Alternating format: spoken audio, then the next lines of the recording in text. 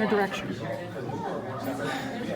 I don't remember specifically, but it kind of has it been a while happens ago? every now and then. It does yeah, it's not as huge. It wasn't as like was when I last was week, here. but it might not have been 10 years ago, is what Yeah, you're saying. exactly. Okay. Yeah. You should expect it tomorrow, I imagine. I don't know. We'll see. Hopefully, I still deserve it. I guess. I think Hall of Fame is probably. Yeah. Well, that's the thing about these Ohio State fans. I mean, the loyalty is unbelievable, and we've lived in Scottsdale the past 7 years, so it's just the amount of alumni out in Arizona. It's great. Just how people get together for games, and you can run into somebody and be like, "Oh, I grew up 2 blocks from you, or 2 miles away." So that's great. When was the last time you were at Ohio Stadium? My wife and I came to a night game. You guys will probably remember. Probably 3 years ago. It was pretty good. Maybe Minnesota. But it was just kind of middle of the season, random game. But yeah, these days I've been catching them on TV as much as possible. When you committed here, did you envision your career, this Hall of Fame? I mean, was any of that in your mind as a 17, 18-year-old coming out of high school? Looking back, I can definitely say I was the kind of person that really thought about what's going on right now. So before I even got offered, I wasn't one of these guys who had 20 schools to choose from, but I got the offer about 2 weeks before signing date. So at that point, I was like, okay, well, I got to win this job first. So I feel like I was good about that. Like, I got to win this job rather than looking too far ahead. So then it kind of started evolving a little bit, getting a little bit more comfortable my freshman year. Went 50%. I missed 7 field goals, and so that was tough and competed back and forth all season. But then kind of got in my groove, like spring ball after my freshman season. Who was it that was here with you? Josh Houston. That's right. Yeah. That's right. So what was that competition like, coming in as a freshman and trying to fight for the job? I mean, it was tough. It was kind of like anything. In high school, you were definitely going to get competition, but not so much as a kicker. But then you're competing with someone, and I had seen Josh kick a lot. We had been in kicking camps together, so I knew he was very good, and I knew it was one of those things that's, at the end of the day, it's kind of like golf. Golfers are, in my opinion, almost competing against the course and the weather rather than each other. Obviously, their scores get compared, but kicking's the same way. It's me against the uprights and the weather, not so much, and then my scores are just going to get compared to the guy next to me. So I think that's kind of the way I've always looked at it. AJ just said you're more of an athlete than a lot of kickers. Played quarterback, and he talked about playing basketball with you and whatnot.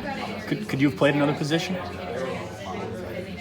High school, yes, but I mean, once I got on the field in college, you just realize these guys are such amazing athletes. I mean, yeah, I can make a tackle on kickoff, but I'm not going to run a route better than somebody or faster or make a tackle better than any guy on the field. So I can say confidently kicking was my only thing. If anything, I could have maybe punted, but that's it.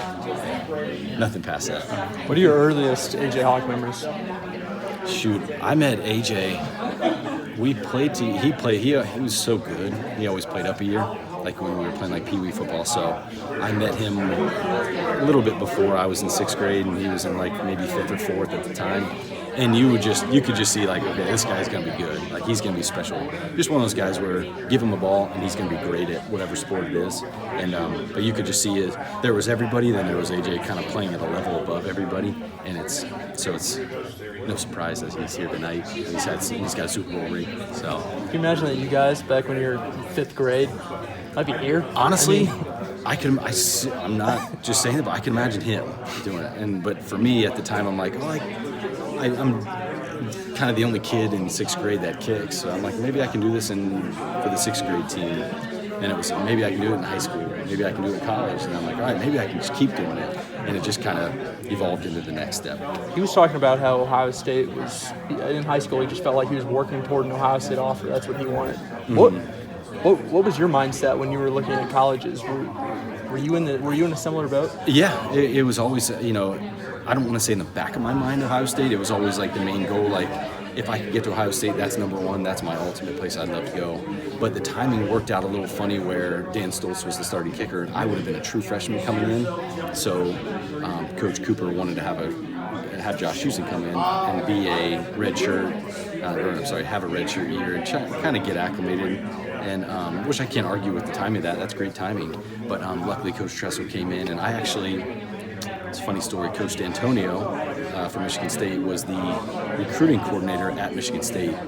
We basically had a kickoff between me and another guy, and they gave him the job, which I was really upset about because I kicked great.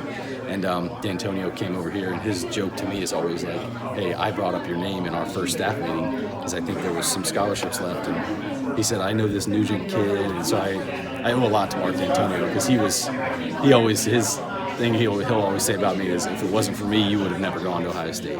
So it's just the tiny little things that just add up, and just sometimes you have to have luck on your side. Typical Hall of Fame questions. How did you find out the news? I was just kind of just at home out in Scottsdale and just got a phone call. Pretty basic, but awesome news. You answered it then? Yeah. It just said you had to call him several times. Yeah. I can't say confidently that I answered it right away. I probably didn't because I didn't recognize the number at first. But yeah, once I did get the call, just overcome with a lot of emotion. You have kids and cry at everything. So especially girls, just everything. It's a little thing I see them do. It makes you want to cry. So it was just one of those things. I was just really excited to get the news. And then are there any specific memories or anything that stand out when you look back at your Ohio State career? I was just talking about earlier. You think about certain games and national championship and kind of the